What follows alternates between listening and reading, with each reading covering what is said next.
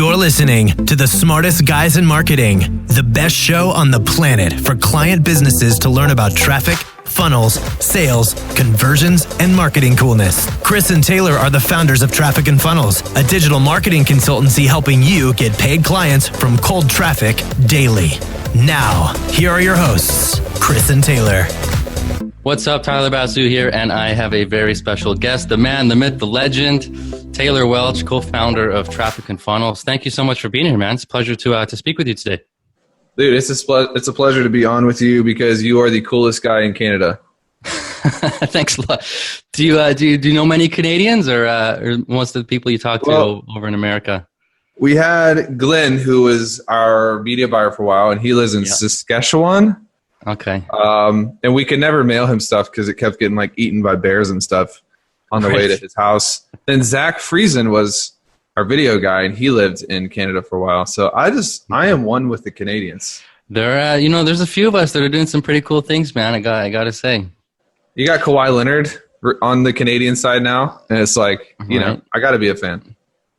Sounds good, man. Now, listen, I gave away a little bit of your background in the intro I recorded for the podcast episode, but I want to hear in your words, because it doesn't seem like you don't really have one of those backstories where you were kind of destined, or it was very clear that you were on your way to being in business. You don't have the whole lemonade stand story or flipping baseball cards or whatever. So tell us about when and why did you actually decide to get into business? What triggered your interest in business in the first place? So I got into marketing because of a woman, and she is now my wife, Lindsay. And I was working, so I worked at a church. I did not want to be an entrepreneur. I didn't know there was a world called entrepreneurship. It wasn't cool when I was growing up. And but my wife was a hairstylist. She was the sugar mama, and she made more money than I did. And it never really bothered me until we moved to Memphis. And my wife let her business go so she could come with me to Memphis. And she didn't have any clients, and she was just starting out. And I remember one day I was like, I need to figure out how to help my wife get more clients. So I picked up a book on marketing. It was actually about copywriting. Mm-hmm. And this was in 2014, the early summer of 2014. And I learned what copywriting was. And we bought a course and a packet of direct mail addresses. And I wrote a sales letter.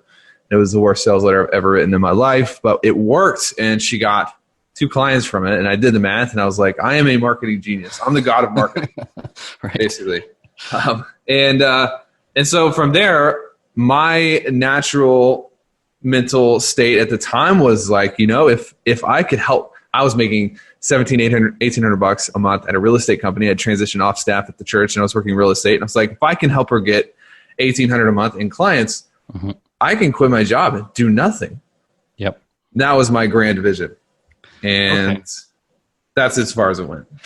So it didn't, there wasn't really the intention of starting a company, building a big business. It was more so hey, how could I, as a freelancer, get a couple of clients and get out of this job? That was the motivation 100%. At the beginning. And so just for context, how long did you, when did you get out of the job? How long did you spend as a freelancer? Bring us up to there, and then we'll cover starting Traffic and Funnels. Yep. So as soon as I helped her get her clients, we kept doing that.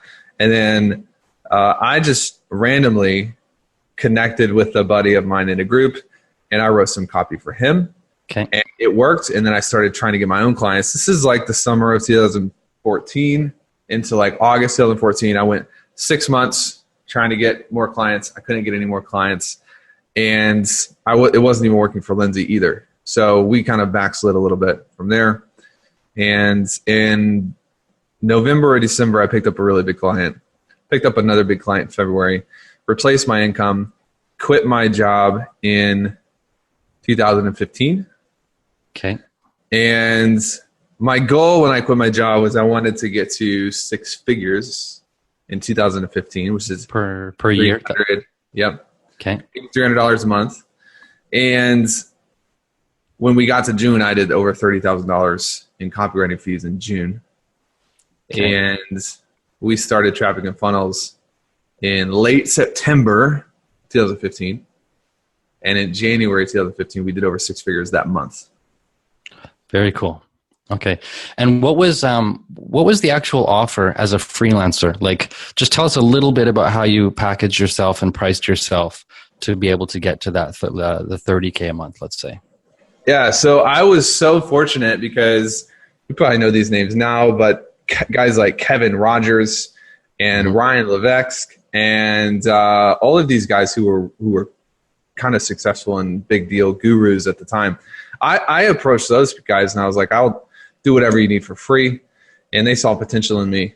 And they helped me develop who I was going after and who I was targeting. So my freelance offer that built me to that 30K a month in June was I was writing copy for Infusionsoft users. And I was also orchestrating and configuring the funnels. So I was doing both. And I got certified with Infusionsoft. And there were all these sorts of things that happened. And I was like, maybe this won't work. Maybe this will work. Maybe I'll be an Infusionsoft guy if I can't figure out how to get the copywriting to work. If Infusionsoft doesn't work, I'll just be a copywriter. And they all kind of mixed together to where I was able to offer a targeted service to a very specific group of people. And I was the Infusionsoft copywriter. Like, that's how I branded myself. I was only working with people in Infusionsoft. Got it. Okay.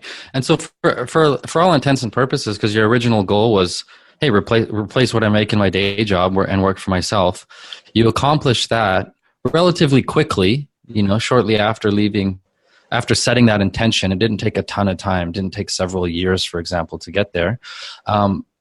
What drove you to grow beyond that, start a company, and just and instead of staying in that kind of, freelancer kind of lifestyle? Yeah. I think it's two things. And first of all, it feels like it happened really quick. If you look back at my life, the what's real is looking at it like I never knew what an entrepreneur was, but I was kind of born and built and groomed for it my whole life. My dad is probably one of the biggest influences in my life. He was a VP of sales for Allstate, massive company. I remember him forcing me to go to John Maxwell seminars when I was like 11. I'm like, this is not what an 11-year-old wants to do. Sit in a stadium, like hearing old guys talk about corporate leadership. This is the worst idea ever. But he told me I could get Chick-fil-A if I went. And I just have all these memories of like, as a kid, and like none of it made any sense. And then it was almost like pouring gasoline on like a small fire when I had my first real big month. It was like, oh, the game. This is what the whole life has been about. Like the game. This is what Lencioni was talking about when I was 11, and John Maxwell talked about when I was 12, is like how to become a person of growth and how to be growing in every area of your life and win in every area of your life. And it just kind of caught wind when I figured out that I can use all of these things that my dad had instilled in me and the pain that I had gone through in different areas. I could use all of that to not only change people's lives, but make a lot of money. And so I think I got addicted to the game, and the money was like, cool. Interesting story is like when I had that $30,000 a month, I was like really depressed for like 4 days. I wanted to give all the money back. I felt really guilty for making that much money. Weird stuff, dude. It was like nobody talks about, but I was like, 30,000 in a month. Like my goal was 6 figures. Like, what am I going to do? And like, why am I doing this? And like, we're rich. Like, babe, we're freaking rich. I remember we went to Red Lobster and we celebrated, and it's just like this weird feeling. But then I just was like, what if I can do it again? Right. And it was less about the money, and all of a sudden it became about like, well, if I can do 30K knowing what I know now, what could I do when I know more? It was a game, Right. I think the game became you just like pushing yourself to see what's possible and not stopping at any given level. Now, I want to unpack the actual stages of growth of traffic and funnels, because it's a very impressive growth rate. I want to unpack what you were focused on, what challenges you were dealing with at each stage. But for context, tell us, since you've started, you and your co-founder Chris have started Traffic and Funnels. That was beginning of 2015, correct? So it's that was September of 2015. Got it. So we'll hit 4 years in September this year. Got it. Okay. Tell us for context how much it has grown. Like whatever you're willing to share. If you can share current revenue numbers, number of employees, number of clients you've helped, number of offers. Geez. We probably have 30 to 40 employees. Okay. We average 1.2-ish a month in revenue just for TF. Okay. Sales mentor, real estate, those are separate. We're probably batting around $1.5 million right now on monthly receipts. And that's from all because so there's more than one company at this point. There's like Yep. Okay. So how many companies in total are you overseeing and a part of? 4. Okay. 4 total. Yep. And then number of clients helped over the years? If you include like customers and everything, Mm-hmm. over 10,000.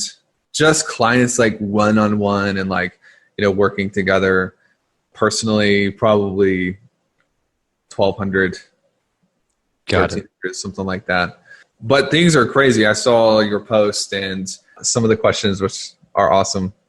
But dude, we're in a place that I never thought we'd be at, where it's like we don't make decisions on money anymore. We're kind of making decisions based on how many people do we think we could get into the movement. Like how many people do we think we could rally together? Sure. And we'll invest a lot of money.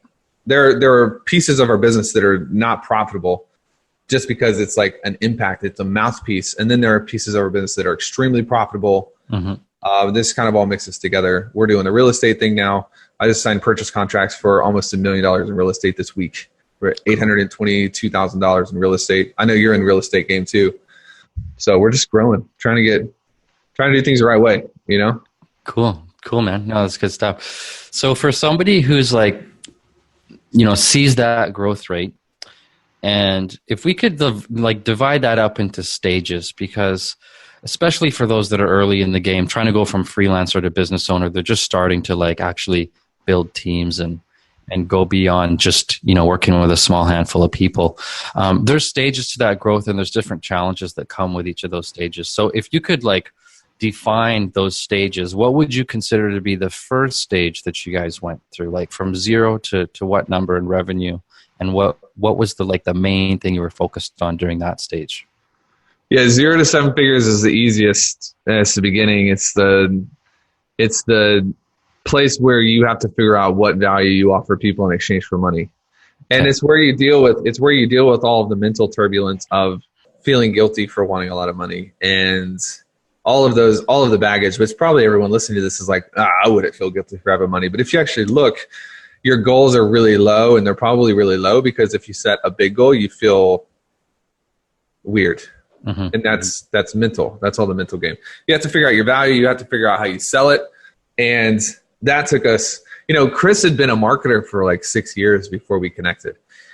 He built big names. He was involved in Porterfield launches and Todd Herman launches. And like, he was very well thought of and respected in the marketing world. Mm-hmm. And then I was this new, like up and comer, crazy, spastic, move really quickly, very talented, but yet unrefined.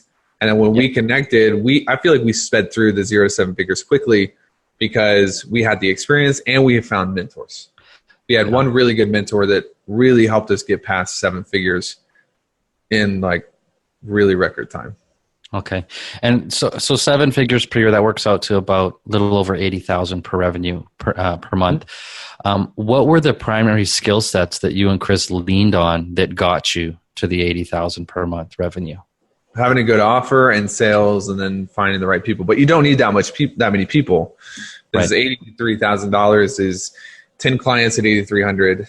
Yep. And you just work up the spectrum. So you don't need that much people, but fixing sales and getting the offer good, paramount. Okay, awesome. So these are kind of like the foundations, right? Good offer, good sales process, and a little bit of volume. You didn't need a whole lot of like call volume with potential clients to get your 8 or 10 clients a month. Nope. Yep. Awesome. And that's what got you to 7 figures per year. It's amazing how simple it sounds. And I feel like people really overcomplicate that and get away from the basics. Like, totally. The next stage, going from let's say, 80 grand a month or whatever the math is, to whatever you consider the next stage, what were you guys focused on then? What were the biggest challenges you had to overcome and to continue the growth rate? I think the next challenge wasn't as much of a volume thing. It was more of a the next plateau that I can think of was 500K.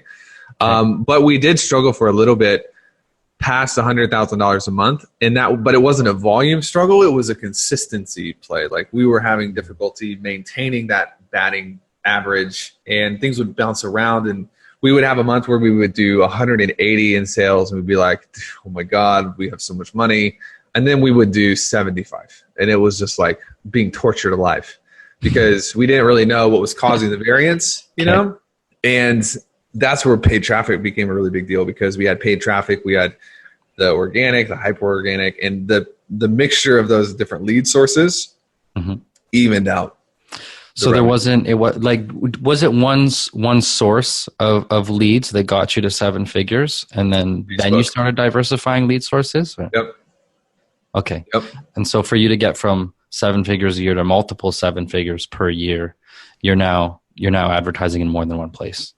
And and it was also us not doing all the other things that people do, like starting a course. Right. Because we had like 2 or 3 months of 100K, then we were like, we're going to start a newsletter.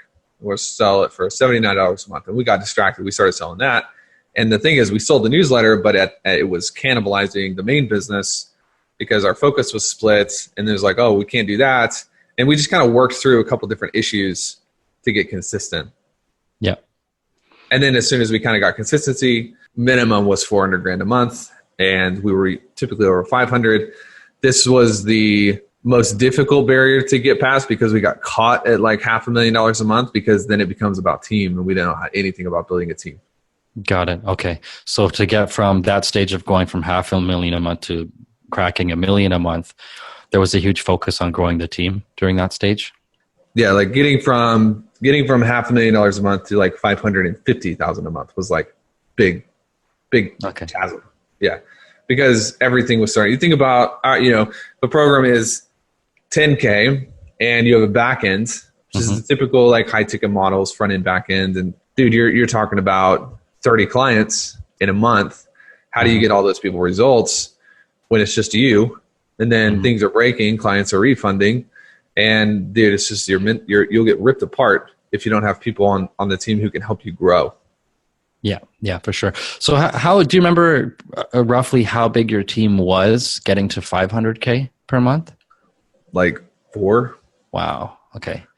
Very interesting. And then to go from 500 to where you are now, that's where the much faster growth in team size has been necessary to make that happen. Yes. What have you learned about growing and managing teams? What are some of the things you've learned to do right? And were there any people you leaned on to help learn that stuff? What we should have, but we kind of learned by doing everything wrong. I hate to say. No, that's a fair point. What I respect about you though is like you don't do everything right, but the things that you do wrong, you get through them very quickly. Like, yes. It's very, very, very fast. Like a month would go by, and the amount of lessons that Taylor has learned, if you stack that against somebody else whose month just went by, they may have a much smaller list of lessons learned. Does that make sense? I don't think it's because the only difference there that I feel like is why that is because we're honest and we're self-aware. And I think a lot of people will make a mistake in a month, and then they will not sit down and have truthful conversations with themselves. So then when you miss that honesty piece, what happens is, I may make all of the mistakes in the book in the month of June, but I won't repeat any of them in July. Yeah, that's awesome. Because they're documented. Whereas somebody else makes all the mistakes in the book in June, and then they go on vacation and they don't ever sit down and think about what they screwed up. And then they repeat 70% of those mistakes in July, then 50% of those mistakes in August. Then before you know it, it's just like, man, you're losing team members. Nobody respects you. It's like you don't have the ability to learn. Your self-awareness is low. That's really what hurts people. Making mistakes isn't bad. Making the same mistakes over and over because you're not actually processing and learning from your mistakes. John Maxwell says good management of bad behaviors equals growth. or a good management of a bad situation equals growth. And most of the people have bad management. They have bad management. They don't take time to manage what they're learning. I think that's a big key. Okay. No, that makes a lot of sense. And would you say that you're like a very data-driven guy? Like, is there much ego in your decision-making, or are you like, let's look at the numbers and face the truth kind of a person? Now there's hardly any ego in my decision-making. When we want to talk about 2018 or 2017, there was a lot. Mm-hmm. I used to get a kick out of seeing you respond to haters on your ads. Yeah, like, I could literally not, like, instead of watching Netflix, I'd go spend an hour and look at the comments on your ads. And I respected you because you're super sharp, and I saw the intelligence, but I also got a kick out of seeing how you handled some of the hate that came your way as you reached a lot more people with your marketing. There's nothing wrong with that, except for Chris one time sat me down and was like, do you realize that you are producing over $7,000 an hour? Yeah. So like, why spend your time on that? He was like, what are you doing? Like, you're not making any money there. And I was like, yeah, you're right. Sorry. Yeah. Cool. So when one of the more recent milestones, it was a couple months back, or in 2019, that you guys had passed 1 million a month.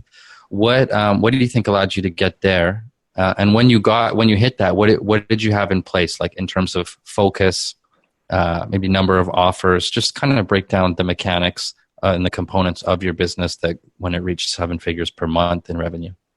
Yeah, we kind of deviated from the traditional high ticket business, Mm-hmm. and we're deviating more and more every single month, which is important. And we may circle back to that later. But most people have a front end and a back end, and we changed, and we have top of funnel, middle funnel, bottom funnel. So we have offers at the very top that are for anybody. They can be $7. They can be $500, but they're low ticket. And then we have offers in the middle that are consultative, and those are going to be 5 figures. And then we have offers at the bottom that are $24,000 a year up. Right? So the way we're able to do that is we have a team. Obviously, we have the resources in place now to manage that team. And I don't think that this is something that everybody should take on right now, because you have to figure out as an entrepreneur, like, what your single greatest contribution is to the company. And mine is product creation and content and consulting and being with clients. And Chris's tends to be strategy and people and higher level, more sophisticated things. In January, we started this new model, and we started hiring a bunch of people. And January was decent. February was good. March was better. April was better. And last month was a record month. We did several thousand customers. So I think we had over almost 5,000 transactions in the month of May. Wow. Yeah. Okay, cool. Now you mentioned earlier the mindset stuff that happened, like when you, even as a freelancer, when you had set the goal to make 6 figures a year, you made 30K in 1 month, realized, okay, you could probably make more than 6 figures a year, probably multiple 6 figures if you push a little harder. And that kind of recalibrated your mind in that moment. But it seems like that pattern has had to repeat itself multiple times, because you've never plateaued at any level for too long, which to me says you don't get comfortable with any level for too long. Like you'll hit that level, something's going on in your mind, and then you're pushing for the next level. So walk us through how you're getting comfortable with these higher levels, and why you keep pushing forward in the first place. So this is my favorite topic of all time. I could talk about this for literal days on end. Everybody does it different, but I think normalization, there are 2 areas of normalization. Normalization just means what it sounds like. You're making something that used to be foreign, you're making it normal, making it feel like a normal thing. People is the first area of normalization, and things is the second area of normalization. Now, nobody wants to accept that things normalize you. Nobody wants to admit that they're motivated by Rolex. So you're meaning like the things that we have in our physical world, the people around us and the things in our environment. The house you live in, the car you drive. People put morals into that, and they want to argue the rightness or the wrongness of it rather than acknowledging what's real and just taking advantage of what's real and what's inside of human nature, which is to be motivated by status and things. Doesn't matter whether that's right or wrong, matters whether it's real. And so anyways, to kind of wrap that train of thought on this, like when we did $100,000 a month, we quickly went out and tried to find people for whom $100,000 a month was not a big deal. It wasn't exciting for them. And we tried to develop relationships with them. And most of the time, the way you develop relationships with those people is you pay them. Mm-hmm. And you pay to get access to them. And we started getting around heavy hitters in the industry. And for them, $100,000 a month, they can't pay groceries. Like and we were like, oh my God, like this is crazy. And that's the first area is people. And if you're trying to change the world, but no one around you is changing the world, you're going to have a difficult time doing that. Yeah. Because you're standing out like a sore thumb, and then which is uncomfortable. Which, so if you study evolutionary psychology, humans are actually optimized to fit in, not to stand out. If you stand out, you're the one that gets eaten. So you're talking about purposely changing your environment so that you're now motivated to fit in, but you're wanting to fit in at whatever the next level is. 100%. Yes. Which means you're going to make decisions and investments, and your thinking is going to snap into alignment according to the people around you. That's the first thing. And the second thing is things. And me and Chris just had like a 2-hour talk about this, because if you see Chris, you need to tell him that Taylor said you need to get your classic car. He's been wanting a classic car for a long time. But, when you have wealth begin to pour into your life and you have the right people and you fix all of that. I remember one of my sales guys got into a big rut. This is last year. And I started diagnosing, because I do a lot of coaching. 90% of my time now is coaching my staff. This is what I do on a day-to-day basis. And the sales guy was in a rut. And when we started going into his life, he had just had a really big month, made a lot of money. And his life was not on par with the vision he had of himself in the future. And so that's what psychologists would call incongruence. And it's one of the most painful states for a human to stay in. And people do this with their things all the time. They don't want to invest in a new car because Dave Ramsey said not to, and they're just going to try to build their business without it. And it's like, well, you're creating incongruence for yourself, because the version of yourself that you want people to see isn't the version that you are when you wake up at 6 a.m. and nobody's there. And if you have that problem, you're heading backwards. This is why people literally flip out and sell their business, or they just crash their business and they self-destruct, is because there's so much incongruence. And the human will can only handle so much incongruence. You know what I mean? Yeah, for sure. And tell us how this affects your decision-making process. Like when you're trying to decide, okay, I recognize that I'm at a certain level here and I want to get to this next level. And you're trying to decide how to invest your time and your resources to get there. How does how does environment and your willingness to invest in people and things and before you get to that level, you're making these investments up front. You're making the changes in your environment up front. So there's kind of a lag, right? There's a lag where you're adopting a new process, changing your environment in anticipation of getting the results that bring you to the next level. So what's going through your mind during that period of time, if that makes sense? I think, well, the first and foremost, what's going through my mind is always fear. Mm-hmm. Just put that on the table. They're like, what? Fear. At an 8-figure level, you're not going to have fear anymore. Yes, you are. Fear is primal and it's wired. And it's something that we can't just solve. We have to actually combat it and make decisions regardless of that fear. Because when there's a lag indicator, there's always going to be some bit of worry or fear. Dude, I'm getting this story just applies, so I'm just going to tell it. So there are going to be people who listen to this who are like, oh, what a freaking show off. It's like, I don't care about you.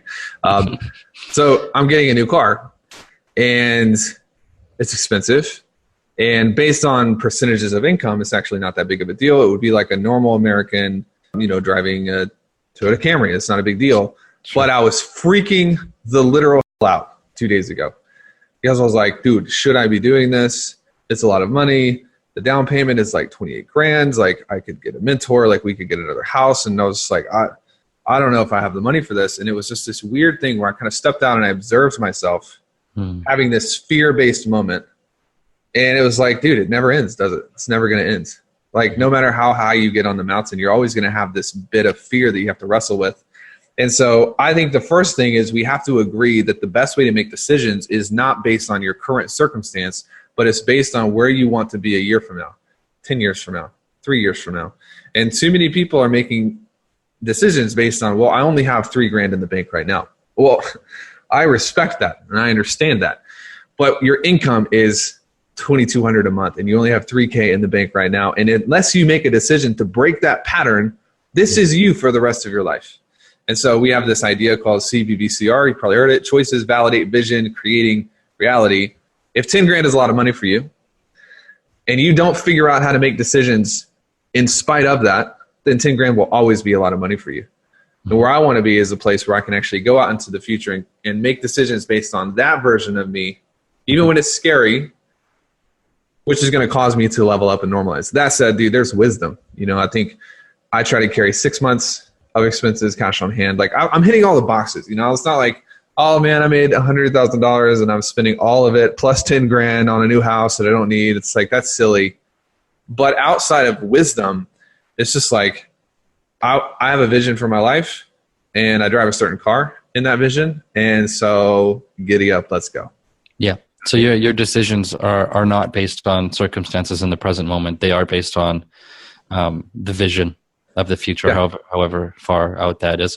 And so you, even regardless of which level you're at, what stage you're at in business, in other areas of your life, whatever, you're acknowledging that there is fear. The fear never goes away, but you've found a way to win against the battle with your own fears.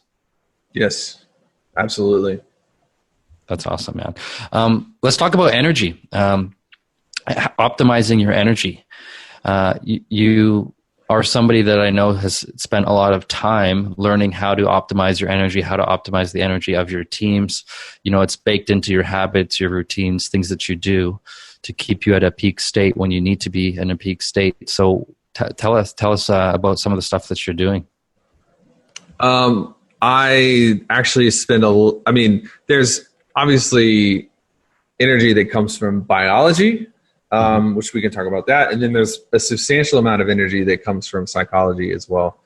And so from a psychological standpoint, vision is like the best driver of energy you'll ever find. Vision and impact are really the two heavyweights there, because if you find a mom who is responsible for her children and her children are drowning in a lake and she's exhausted, it doesn't matter. Like the impact that she's going to have on her children outweighs whatever she's feeling. So it's kind of a extreme example, but the same principle applies, where it's like my necessity is very high because my impact meter is pretty high. And so that tends to drive me. Whereas other people, they're just focused on themselves and their security, their safety. You're not going to have a whole lot of energy if you are the main central unit occupying your goals. Yep. Well, and this is why I know you have a beef with the term lifestyle entrepreneur, because that kind of implies that my reason for being in business is to pay for my lifestyle, and that's kind of where my goals end. Once I'm taking care of me, I'm good. Which, in a way, maybe it's something to be proud of, but it also can be perceived as a selfish motivation if all you care about is taking care of yourself. But it does seem like it's a phase, or at least a stage that people go through. Because I've asked every guest that I've had on this podcast, I've asked them, how did your definition of success change over time? And they all said, I've recognized this pattern in all of them, that there was a stage where they were motivated just to take care of themselves and their family, make sure that their expenses were covered, check that box. And then the shift to being motivated by impacting others and reaching way more people came into play, kind of like the whole, Maslow's hierarchy of needs type of thing. So would you say that that's true for you? Like from day one of being a freelancer, being self-employed, were you motivated by impact in the beginning? Let me ask you a question. Sure. Was there a point in your life as a human where you didn't wear any clothes? Yeah. I guess as a baby? Yeah, but you're wearing clothes now. Why? I get it because I'd probably get in trouble if I didn't. Here's the beautiful analogy: is everybody starts at a certain place where certain things are acceptable, sure. And when you're struggling, you have a responsibility to your family to provide their security and to provide your own safety and lifestyle and all those things. But the mistake is not that I am motivated by self incentivization. That's not the mistake. The mistake is to stay there in a place where you are exclusively focused by your own lifestyle. And when people do that, they rob themselves. It becomes arbitrage at that point. I'm going to take a little from you, give you a little bit, and call it service. But the main point of my life is me. And as a child, children aren't looked down upon for not having clothes, but adults are, because it's not a mistake to be in that phase. It is absolutely a mistake to stay there. That's my opinion on it. Okay, that's a great analogy. The second part of energy. Okay, we've touched on psychological energy. Let's talk about biology. Like, what are some of the things you're doing? Some of the hacks, whatever you want to call it, to optimize your physical energy. Best of all time is sleep. So I got an Oura ring, and I got an Oura ring before they were cool. By the way, my buddy told me about Oura like 2.5 years ago. Now everybody has them, but they're amazing. They're like the coolest devices. Do you have one? No, I don't. Yeah. So they track your sleep. They're going to track your HRV and just keeping your sleep healthy and all of those things. And then also biologically making sure that you have enough water. If you go through my offices, there's 8 closers over there, and they've all got like jugs of water on their desks. They're just chugging it all day. It keeps you hydrated and healthy. It keeps your brain working. Exercise. And then understanding, for me, patterns in my own energy. And there's food and all of those things as well. But for me, everyone has cycles. This is where my self-awareness has served me a lot. This is where my self-awareness has served me in a way that wouldn't make sense.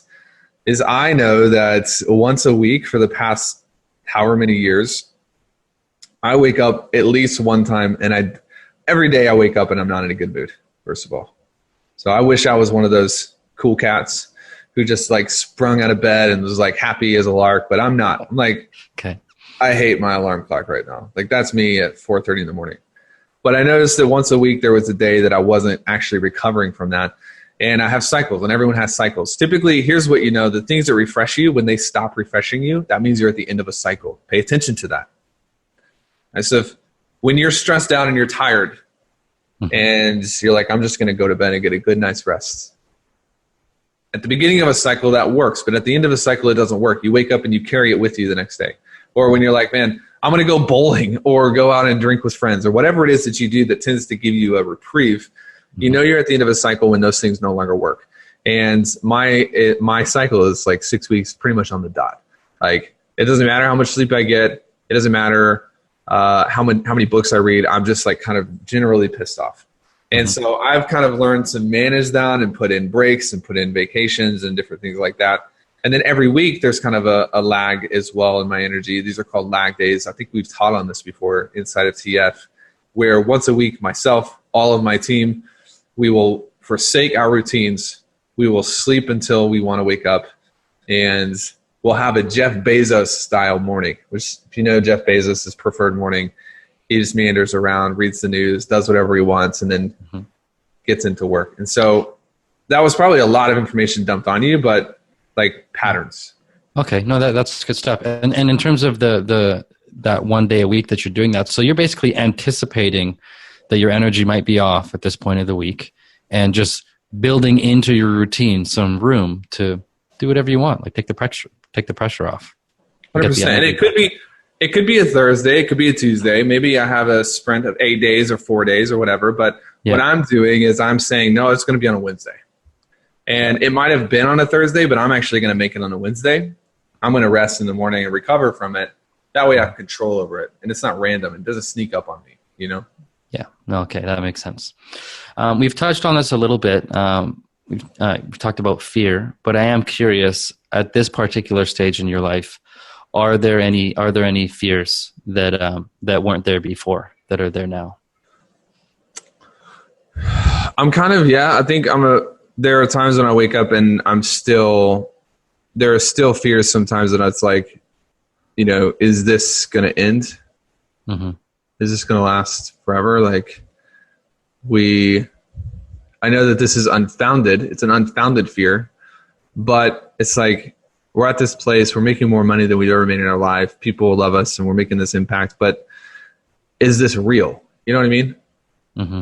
And I think there's there's probably a lot of people out there who won't admit it, who are like, quote, internet marketers and stuff. And they're like doing really well and they're posting, all of their on the internet, and they probably struggle with the same thing. But for me, it's like, I have to acknowledge those fears and deal with them and journal about them and process them through.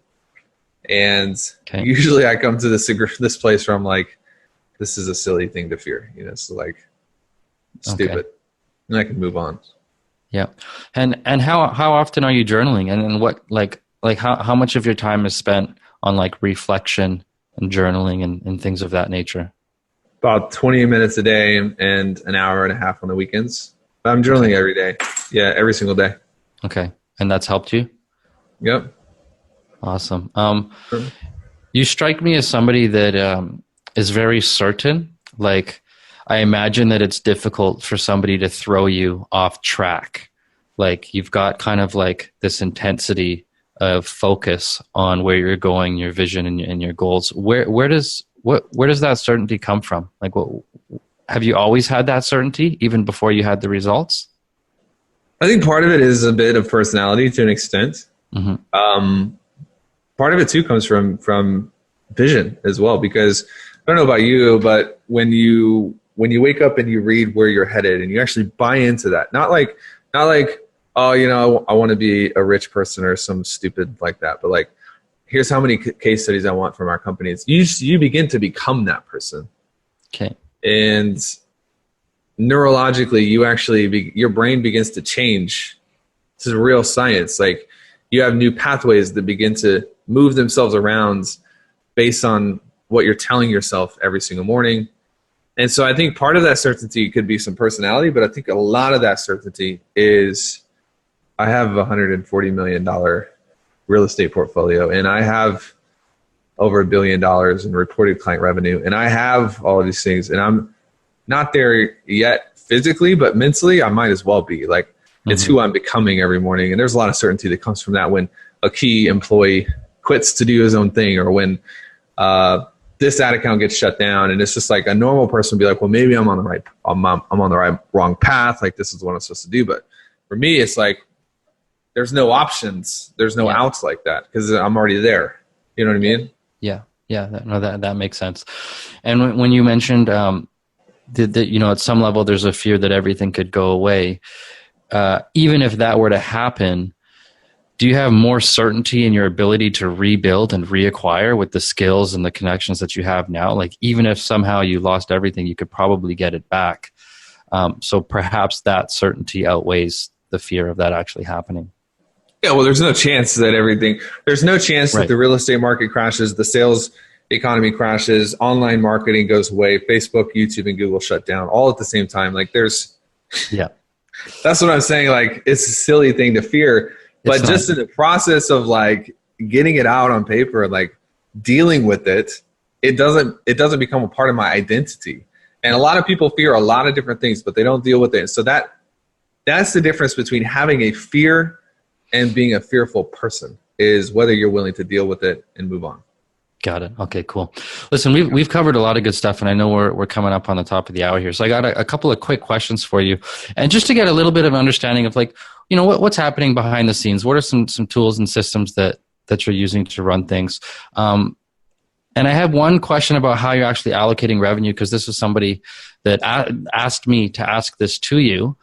Knowing that a lot of people throw out revenue numbers and how much they earned revenue, but like, how was that money actually allocated? So maybe use the example of when you hit 7 figures per month. Do you know roughly how that money was allocated? How much was for advertising? How much was for team? How much was for profit, and so on? Yeah, we have about $210,000 to $220,000 a month in payroll. That includes revenue production commissions, so that's a variable. Mm-hmm. But it's going to be around 200 to 220 per month. We have, if you look at gross margins, which is just cost of goods sold, which is the cost of advertising, we're like 65 to 75% profit margins.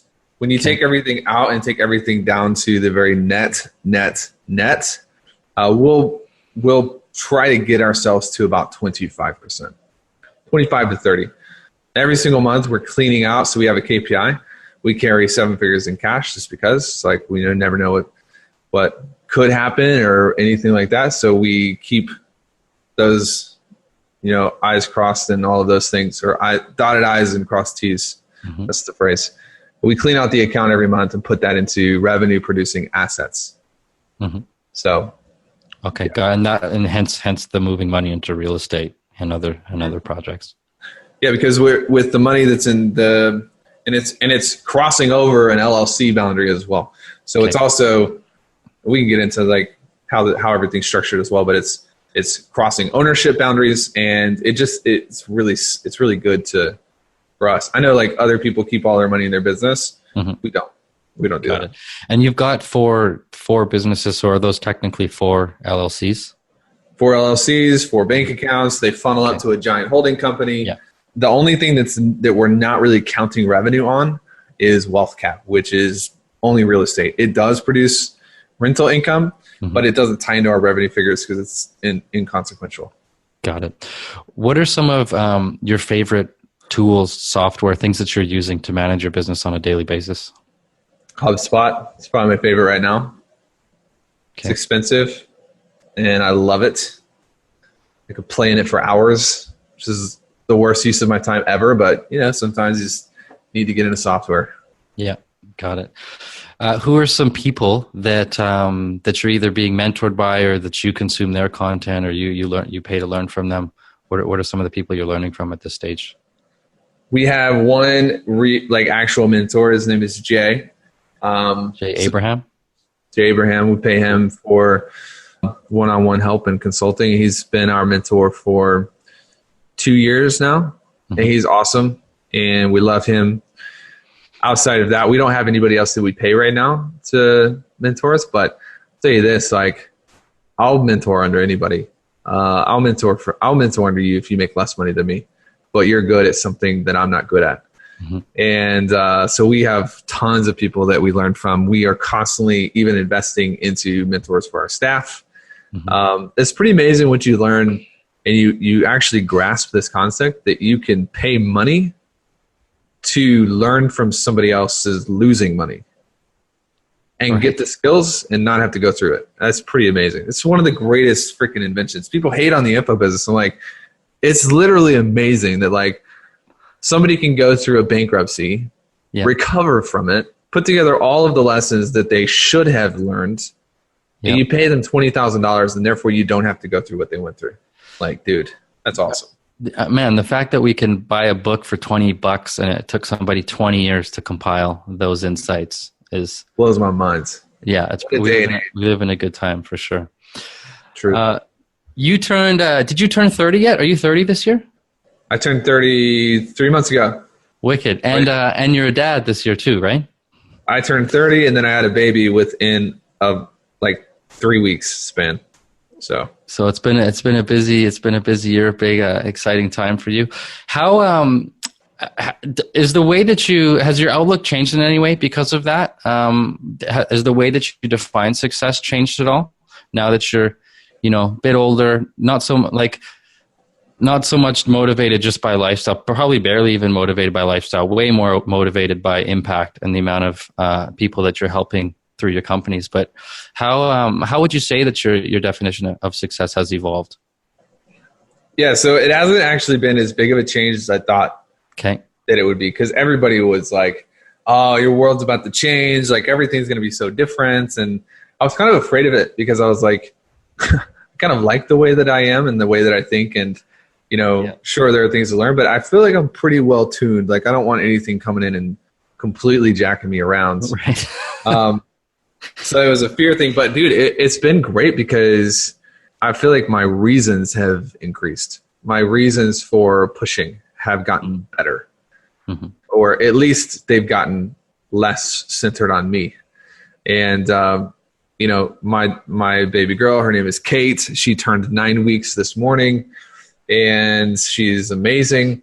And I'm just like, my biggest reason for pushing right now is like, I still want to change the world and I want to help a lot of people. But there's also this caveat in the back of my mind that says she's going to pick a husband one day based on how that person stacks up to me. Yeah, and I want to be a freaking good example. Yeah. You know, like I don't. So that's an interesting factor and an interesting driver for me. You know. Yeah, for sure. Yeah, I can relate to that. My daughter is she'll be 7, maybe 8 months. I think she's turning 8 months old this month. I'm trying to be the example, right? The primary example for her, at least. Yeah, 100%. Cool, man. Well, listen, thank you so much. First of all, this was a lot of fun. I really looked forward to this. We've covered so much in this amount of time we've had together. You and Chris and everyone on your team, that you guys put out a ton of content. So I'm going to encourage anyone who's listening to this interview, go and check out Traffic and Funnels. You've got your podcasts, you've got memos, you've got, of course, there's all these more in-depth training products and programs and so on. Just check your stuff out. You guys have been great. I've been a client. It's because of you guys that I was able to replace my income from my job. I left my job beginning of January 2019. It took me 3 months to surpass what I made on a decent salary. And just onwards and upwards for me, man. So there's a testimonial from me for you guys, because I couldn't have done it without your support and without your training. On that note, can you leave us with just one specific action step? What's something that people can do after listening to this interview to go and change something, go and implement something to bring them one step closer to building a life and a business on their own terms? Like practically, behaviorally, like kind of just, yeah. If you don't like to read, start reading. Doesn't matter if you like it, suck it up. Change those neural pathways. People are like, man, you're lucky because you like to read. And I'm like, you have no idea. I did not like to read. I changed that about myself. And you can do the same. Wake up earlier. Sounds really cliche. But when you wake up before everyone else, you tend to have this mirror effect, mirror neurons, that makes you believe you deserve what other people don't deserve. That's going to be really important when it comes to pitching a $10,000 client and everybody around you is only pitched a $250 client. You're going to have to believe that you deserve it. So an easy way to do that, just wake up earlier than everyone else. Put in the work no one else is putting in. It's going to change your deservedness. It's really important. So awesome. Well, thank you so much, man. It's been a pleasure, and I wish you all the best, and I'll see you in Nashville in a couple weeks. You are the man. See you guys.